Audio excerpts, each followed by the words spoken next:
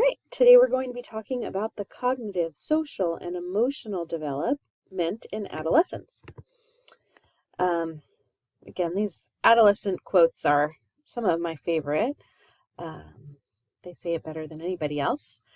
Here's one. I don't think adults understand how much kids think today. We just don't take something at face value. We want to understand why things are the way they are and the reasons behind things. We want it to be a better world, and we're thinking all the time about how to make it that way. When we get to be adults, we will make the world better. I think that's great, and I hope so. So the term adolescence was first described by G. Stanley Hall in 1904. He described this as a stage of life that was defined by storm and stress. And what did he mean by storm and stress? Intense moodiness, emotional sensitivity, and risk-taking tendencies. And this was recognized, adolescence was recognized as a distinct stage of life in the 20th century when going to high school became routine. So in terms of the history of adolescence, approximately 100 years ago, most children left school after 6th or 7th grade to go find jobs. By 1939, 75% of all U.S. teens were attending high school. The Great Depression limited jobs, leaving young people with no direction. And so the Roosevelt administration implemented a program to encourage young people to attend school. This program was a success, and now we have kids, high schoolers or adolescents going to high school, and then, as you know, on to college very often, and even on to graduate school. Development of adolescent stage, here are some of the characteristics. Due to increased high school attendance, intellectual skills of adolescents have increased. And with the recognition of teens as a lucrative market, businesses began targeting the group, thus helping to develop the adolescent culture. And adolescent culture is typically a culture that rejects conventional rules. And every cohort that goes through adolescence does their own job of rejecting whatever the conventions are. All right, the mysterious teenage mind. So the mind is changing quite a lot during adolescence, and we're going to talk about 3 classic theories of teenage thinking. We'll talk about Piaget, Kohlberg's stages of moral development, and adolescent egocentrism. So we're going to finish with Piaget's stages of cognitive development. We've worked through his stages through the entire semester. And we're finally at the stage of what Piaget called formal operations. So this is the final stage of cognitive growth, beginning at age 12. And this is when Piaget believed that adolescents can think logically about concepts and hypothetical possibilities. And they can think abstractly about ideas and begin to reason. And so this kind of shift from concrete operations to formal operations. Remember, we had pre-operational, where the children couldn't understand conservation, things like that. Then we moved to concrete operational stage. So in math, they would work with real numbers. They could do this multiplication problem. But when we move into formal operations, they can work with unreal numbers. They can do things with variables, letters that stand for something else. That's a more complex type of cognitive ability. In the concrete operational stage in social studies, they might study other cultures by what they do in daily life, how they get food, fishing, etc.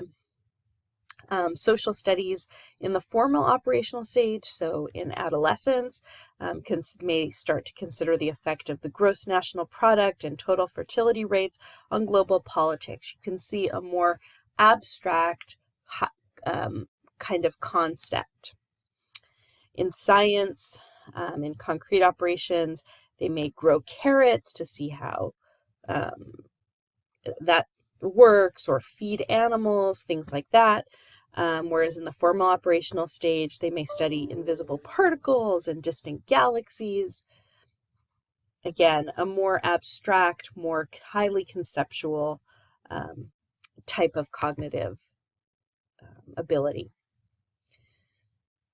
In this stage, adolescents have the ability to comprehend higher order abstract logic. They can talk about politics, philosophy, religion, morality, proverbs, metaphors, analogies. Again, just this more complex thinking. Let's go ahead and watch this video of the formal operational stage and showing the difference between or in deductive reasoning in these different stages. It says, if you hit a glass with a hammer, the glass will break. I knew that. And then this one says, Dawn hit a glass with a hammer. I knew that too. So what happened to the glass? It broke It broke. Why did it break? because the hammer's hard. If you hit a glass with a feather, the glass will break. No, it won't. And this is the second rule. Dawn hit a glass with a feather. What happened to the glass? Nothing. Nothing happened. Why didn't anything happen? Because the feather was soft. First one says, if you hit a glass with a feather, the glass will break. And the second one, Dawn hit a glass with a feather. What happened to the glass? It broke. And why did it break? Because the rule says if you hit a glass with a feather, it'll break. So if you hit a glass with a feather, it broke. All right.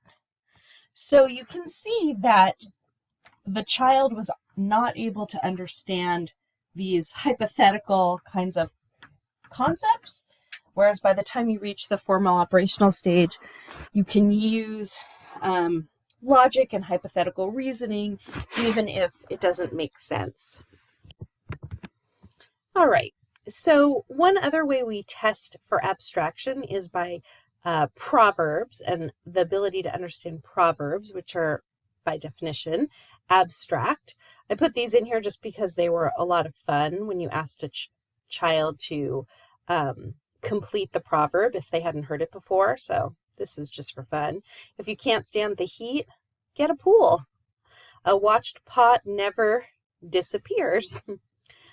People in glass houses shouldn't run around naked. Now, I think that's very good advice.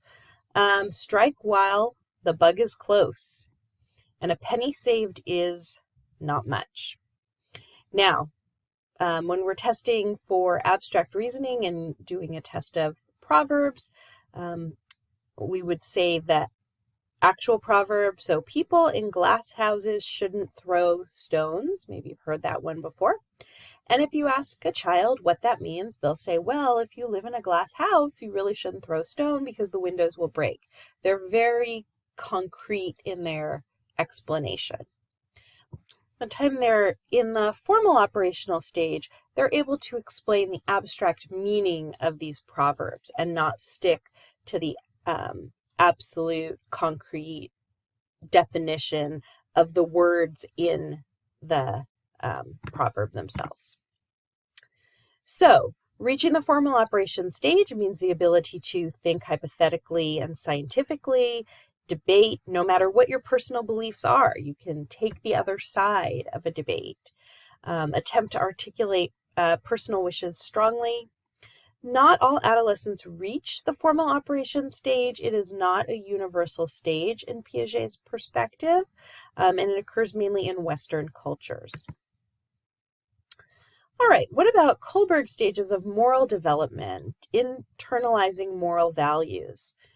Kohlberg's theory was that during adolescence, we are capable of developing our moral code. And he researched this by analyzing responses to moral dilemmas. He talked about three main levels of moral reasoning: the pre-conventional level, conventional level, and post-conventional level. So at the pre-conventional level, you have no internal moral sense. The only way you kind of make a decision is, will I get into trouble if I do it? It's not based on your own internal feelings of right or wrong, but just, will I get in trouble? And that's how the decision is made. At the conventional level, and this is where most adults are, They make their moral decisions by obeying society's rules and norms and conforming to what is acceptable in society. Not everyone reaches the post-conventional level. This is rarely achieved at any age, and this is when decisions are made based on internal moral guidelines. All right, so we're going to watch a little video on the Heinz's Dilemma, which is one way we test for stages of moral development. Heinz's wife is dying because of a special kind of cancer. There's only one drug that the doctors think might save her. It is a new formula which a pharmaceutical company in the same town has recently discovered. The drug is very expensive to produce, but the company is charging 10 times the production cost.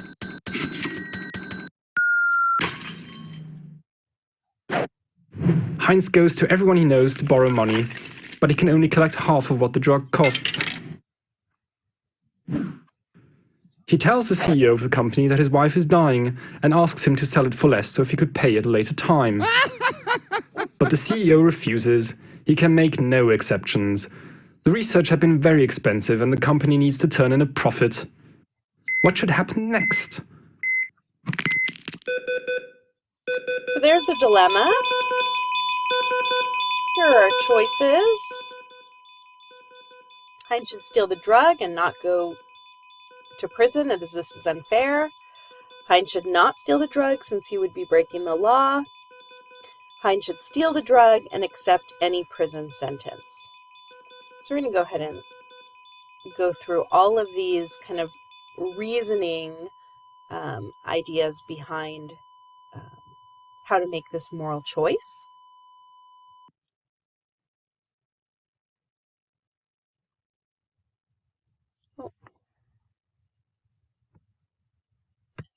Thought it was going to give it to us. Yeah, here we go. Heinz should not steal the drug since he would be breaking the law.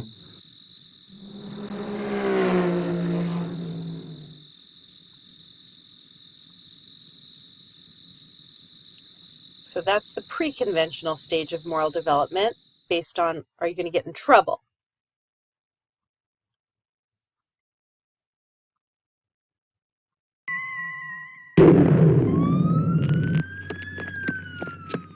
Heinz should steal the drug and accept any prison sentence.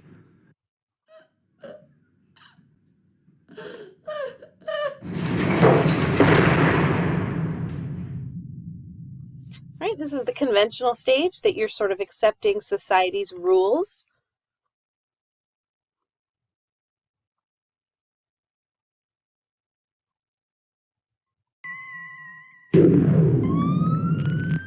Heinz should steal the drug but not go to prison as that would be unfair. And that's... Aw, how sweet. Post-conventional stage, right? Because you have your own kind of moral code from which you could make these types of moral judgments. All right, moving on to adolescent egocentrism. This is the idea of a heightened self-consciousness during adolescence and the belief that others are as interested in them as they are of themselves. Maybe you can remember back to middle school and high school, and that you thought everybody was looking at you. Maybe you don't want to walk around the mall with your parent because you think other people are looking at you, or if you have a zit on your face, you think the whole entire school notices it, that everybody is really interested in you. And that's just not true. But adolescents have this belief that kind of the whole world is focused on them, which is the idea of the imaginary audience, that the belief that everyone is watching and that their behavior is the focus of others' concern. And as you might imagine, in a large high school, people are doing whatever they're doing, and really nobody's paying attention to anybody else's behavior, but that adolescent themselves feels as though everybody is watching them. It's the imaginary audience. This also goes along with the personal fable that adolescents believe that their own experiences are unique, that no one has ever experienced what they're experiencing right now, that nobody could understand them because they're really the only ones who have ever gone through this, and that nothing bad can happen to them because they are special. And this might lead to risky behavior because if you believe nothing bad can happen to you, you're more likely to do risky things. We see this particularly in males. Studying 3 aspects of this time of storm and stress. Are adolescents more socially sensitive? Yes, they are. Research indicates that in emotionally charged situations, teens become more vulnerable to negative peer pressure. They are more sensitive. There's a tendency for immediate gratification in adolescence over future rewards. We saw this in toddlerhood, that toddlers are really motivated by instant gratification, and over childhood, they're more able to kind of regulate those emotions and get better at delaying gratification. Adolescents are, again, kind of revert back to immediate gratification, particularly when they're around peers. Much of this has to do with the adolescent brain and its development. The prefrontal cortex, the frontal lobes, this is called the executive area of the brain, but it's not at peak performance until young adulthood. So into your 20s, it's still developing. The frontal lobes are still developing. And the frontal lobes, like we have talked about, are the part of the brain that allows you to make good choices, think about consequences, plan your actions. So that part of the brain is not working well still in adolescence.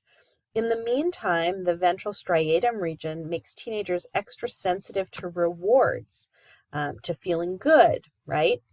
And so getting praise from friends, things like that. While the less active amygdala region leaves them less sensitive to punishment. So punishment and consequences don't mean as much.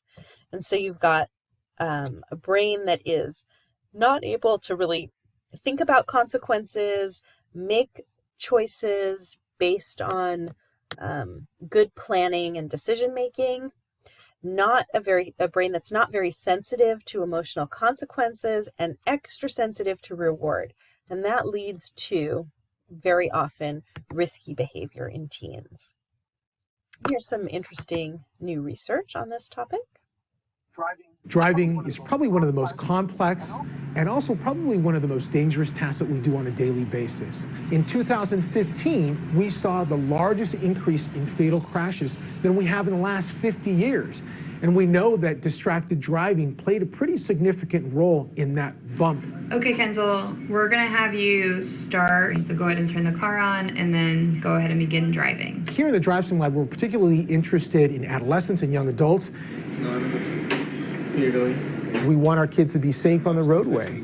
And motor vehicle crashes are the leading cause of death for teens and young adults through age 24. So I'm gonna put this over.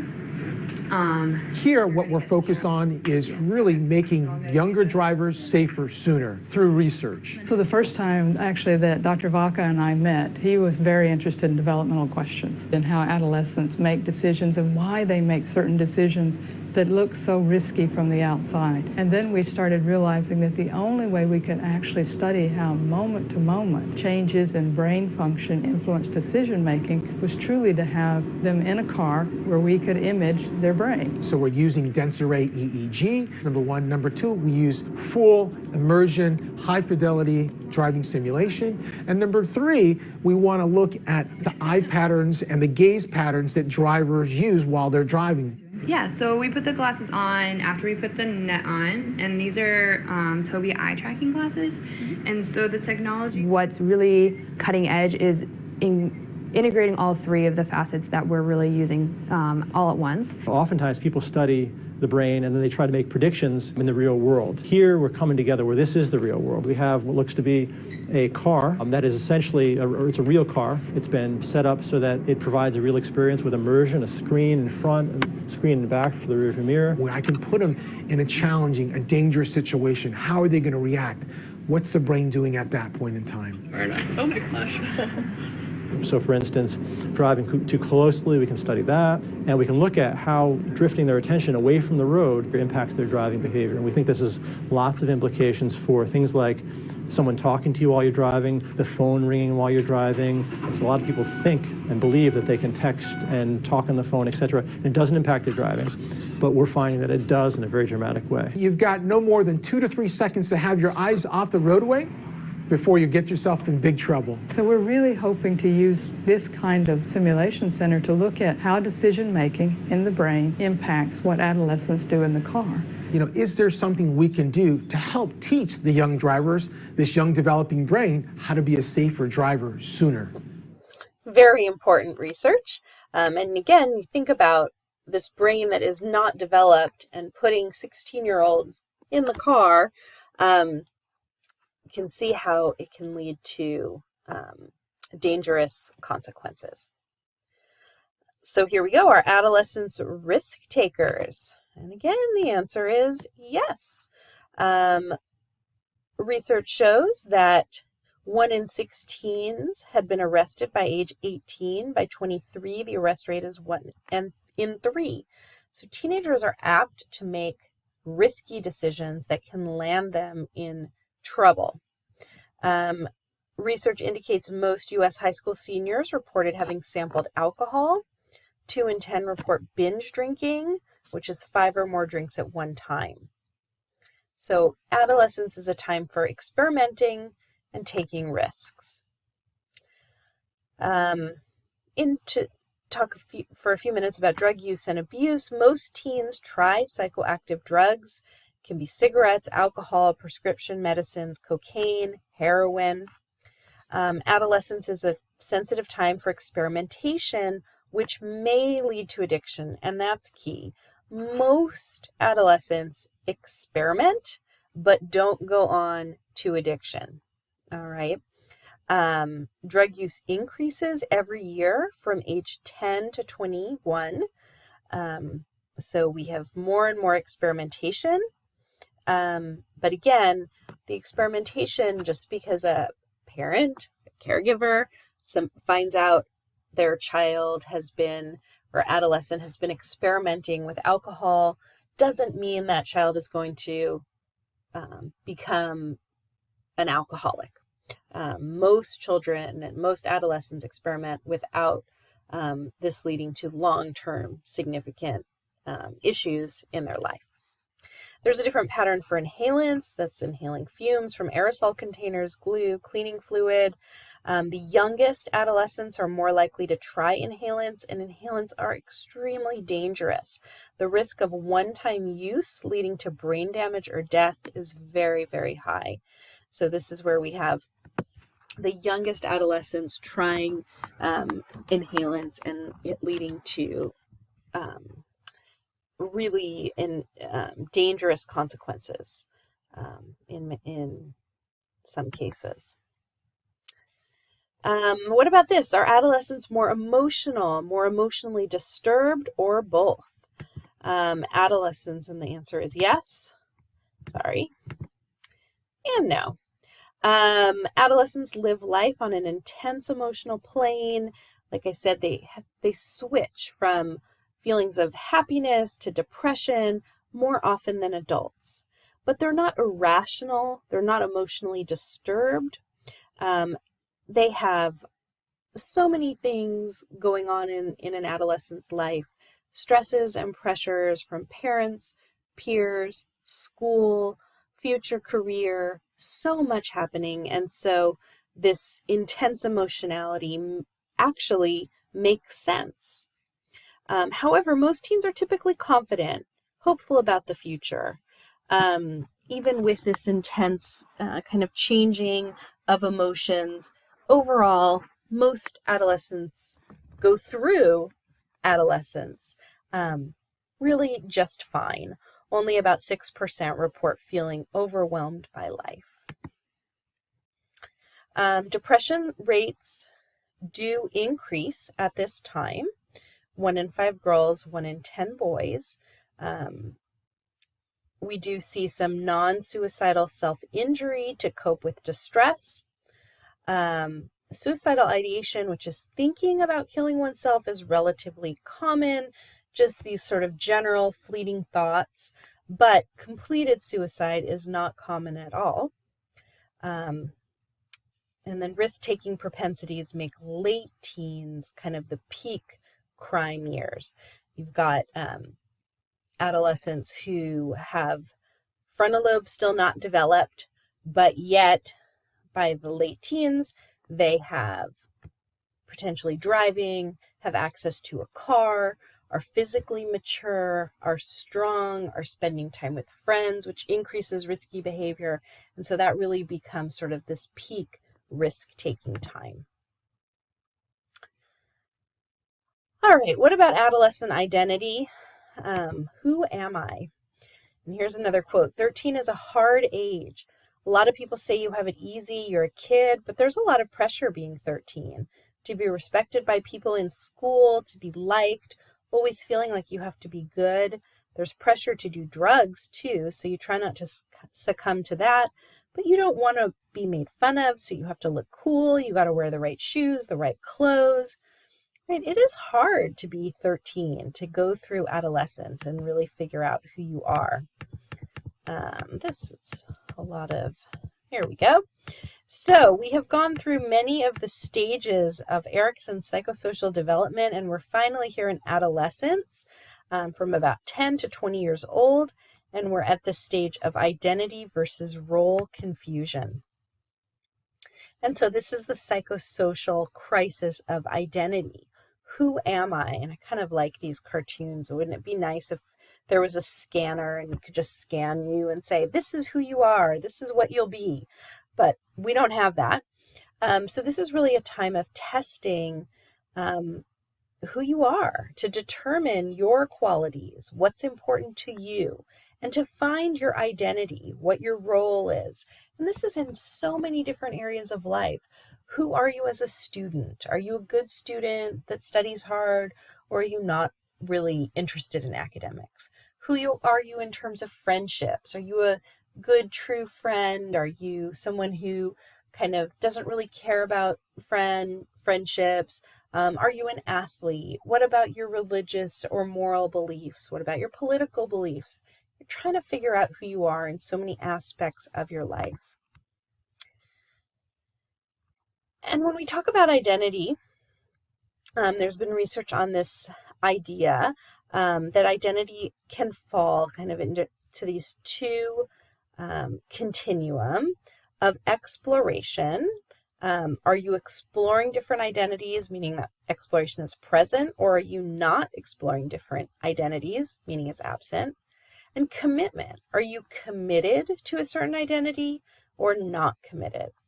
Okay, and if you have these two different continuum, again, it gives us four kind of choices for where someone is in their formation of identity.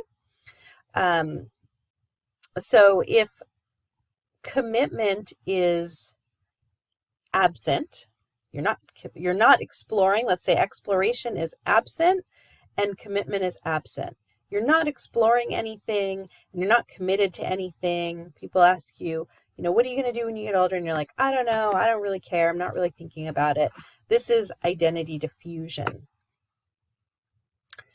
If exploration is present, you're kind of trying to figure out who you are. You're trying lots of different things and you're not committed to anything. This is this moratorium where you're just exploring different options, not committed to any of them. Now, if exploration is absent, you're not exploring anything, but you are committed. This is identity foreclosure.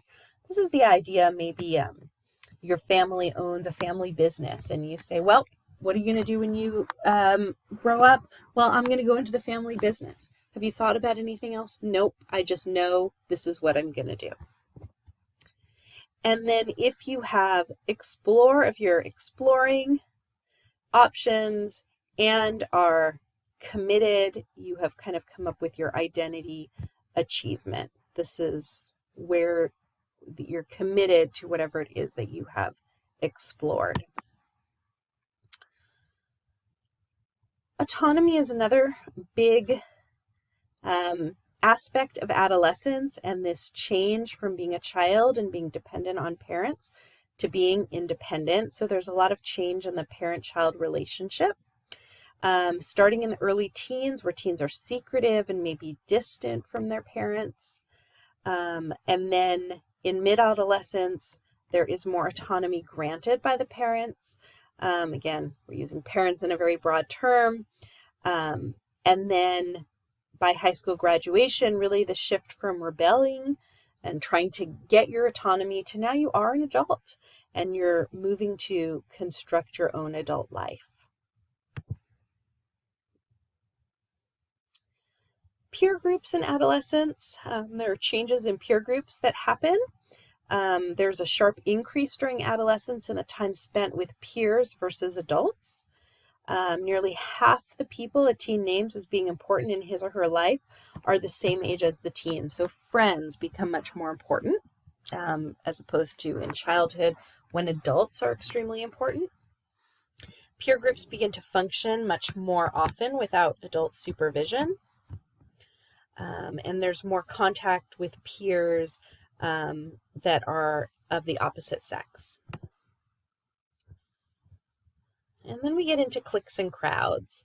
What are cliques and crowds? Cliques are small groups defined by common activity or simply by friendship, having known each other for a long time. They become a clique. These, you probably, if you remember your high school, you go, oh, there's a clique, a group of people that always hang out together. Whereas a crowd is a larger, more vaguely defined group that's really based on reputation. So who are the jocks in the school? Who are the nerds? Who are the druggies, etc.? There's kind of these larger groups. You could think about what crowd would you say, or would your high school classmates said you belong to, if you could think back to that time. And crowds really do serve a purpose. Teens gravitate toward the crowd that fits their interests and disengage from a crowd when its interest is different from their own. And so when you have very distinctive crowds, the goths, the brains, it kind of can be a vehicle for helping teens find their own kind in a very large school, right? You're going to a large high school, and you're trying to see where you fit in. You could say, these people are similar to me. I kind of fit with this group. And if you can't find a group, a crowd, isolation from that crowd may lead to unhappiness and depression. Popularity in adolescence. It's their personal qualities that are very important in determining popularity. Popular students are high in emotional intelligence. They understand how to relate to people. They're enjoyable to be around, typically friendly, cheerful, smart, with a good sense of humor. Less than positive qualities that are associated with popularity. We see popular students are more likely to lie most effectively. Not a great characteristic, but nonetheless correlated with popularity. And culture plays a large role in determining what qualities are associated with popularity. For example, extroversion is valued in Western cultures, but not in every culture. And as adolescence goes on, if you think maybe like through middle school to the end of high school, the structure of cliques and crowds change. Crowds become more permeable and less hierarchical. And so earlier in adolescence, you're kind of stuck with your group and other groups don't want to let you in, and you kind of seen as, part of whatever crowd you associate with. And then by the time we're getting into later adolescence, there's more freedom to change crowds. People are more accepting of people just for being people and not for the crowd they belong to. And so there's a lot more freedom and movement between different crowds. Peer pressure is an absolute force that is happening during adolescence. Young adolescents conform more to peer standards than children do. And this peaks around 8th or 9th grade. Between 14 and 18 years of age, it's important for adolescents to develop the ability to stand up for what one believes in and start to resist peer pressure. Adolescents that are most likely to conform to peers, those who are uncertain about their social identity, and conformity increases when they are in the presence of someone who they perceive to have a higher status than they do. More likely to then do what that person asked them to do, even if they may know it's wrong. All right, let's watch another little video here on the power of peers.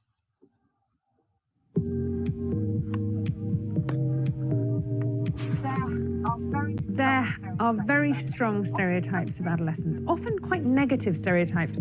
You see them in the media now. You also see them back in Shakespeare and even in Plato and Aristotle. These stereotypes of adolescents being badly behaved, making silly decisions, taking lots of risks. Lazy. Irresponsible. Antisocial. Rude. Disrespectful. High maintenance. Those stereotypes are based partly in some reality. There is some evidence that adolescents take more risks than other age groups. Rebellious. Did we say that one? I don't know. Clueless. Yeah, clueless.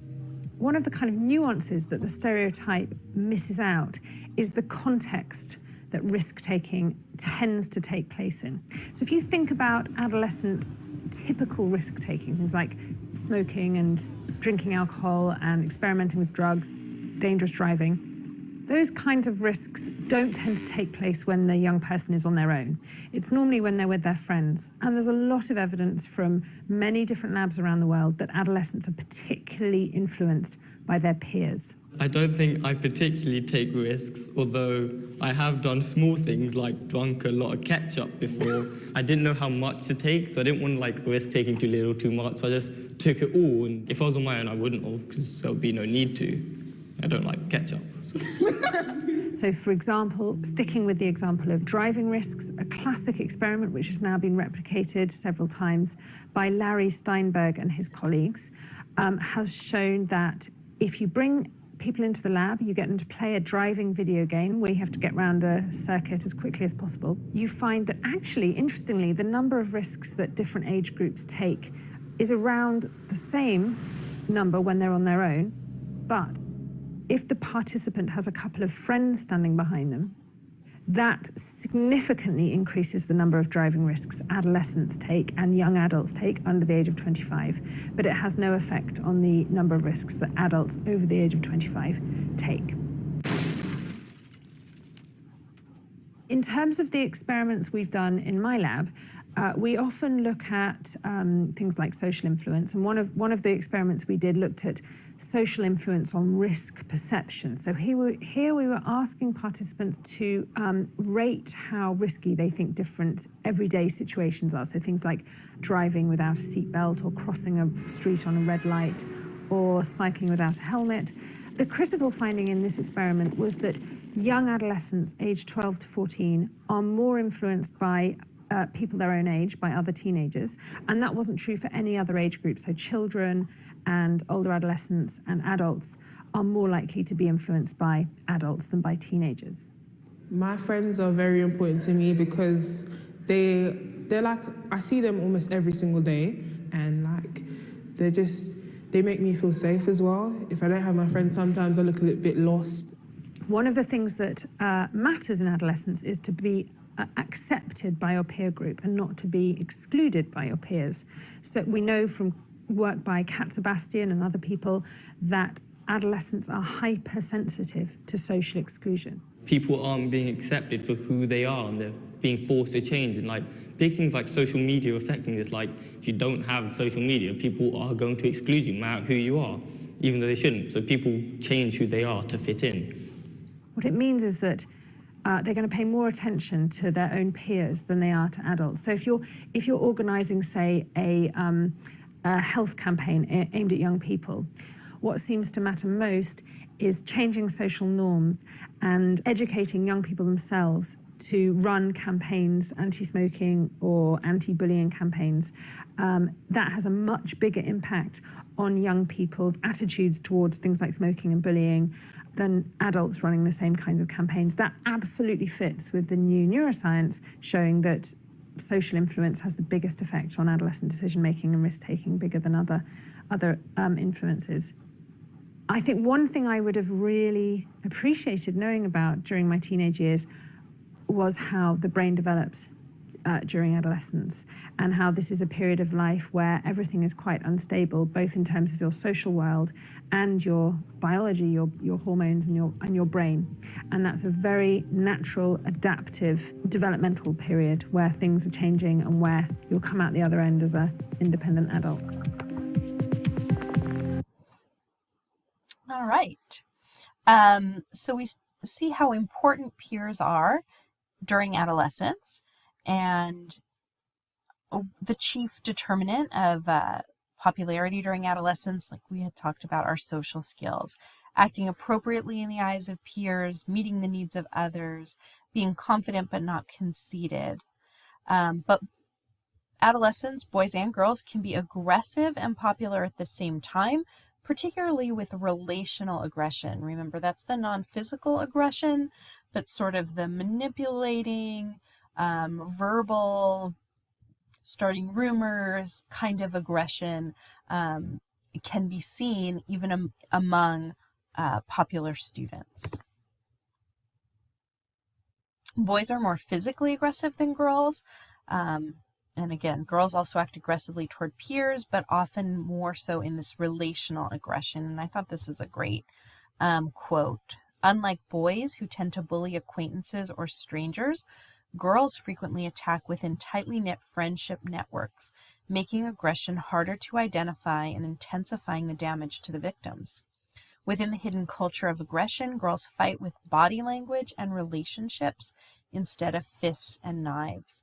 So it might be harder to see, but it's still there. And sometimes the damage can be just as deep, if not deeper, when a close friend kind of turns on you with their words and actions. Teenage relationships. Teens experience positive feelings during their interactions with parents. So that is good to know. Research does show that. Teenagers will enjoy a good laugh or a meal with their parents and have positive feelings about that, although those moments may be few. Most conflicts between teens and parents are based on rules, not surprisingly, and teens feel most upbeat when with their friends. In terms of different teenage pathways, at-risk teens tend to have prior emotional regulation difficulties, problems with executive functioning, right? Those planning, attention, kind of frontal lobe functions. They may have poor family relationships. We recommend an authoritative discipline style, right, with high levels of warmth, but also high levels of control and rules and standards. At-risk teens tend to have non-nurturing environments. They might have a school that kind of peer hierarchy that allows or promotes bullying. They might live in dangerous neighborhoods. But as developmentalists, we make a distinction between adolescent limited turmoil. This is antisocial, negative behavior that occurs just during the teenage years, which is not that uncommon compared to life course difficulties, which is antisocial behavior that continues into adult life.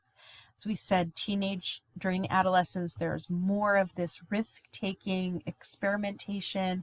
This is also part of identity formation, trying out, am I the kind of person who skips school or doesn't listen to the rules or drives dangerously, right? These are all identities and experiences that adolescents may be trying out, and very often it is just limited to adolescence.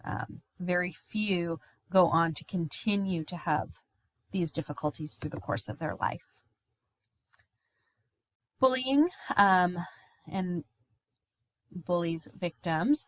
Bullying is deliberate victimization of another adolescent or child, ranges from verbal insults to social exclusion to physical assaults. Targets of bullies are those who are already near the bottom of the social ladder. They may be withdrawn, depressed, insecure, fearful, physically weak, socially immature. Having a best friend can protect someone from the negative effects of bullying. So just having one friend can be extraordinarily protective. Even if you're still being, that child is still being bullied or harassed, knowing they have a friend is emotionally and developmentally protective. But being bullied has been linked to serious and long-lasting problems, including depression, anger, anxiety, loneliness, anger, poor self-esteem. Bullies tend to be aggressive and hostile. They think of themselves as attractive and popular, even though they're actually disliked.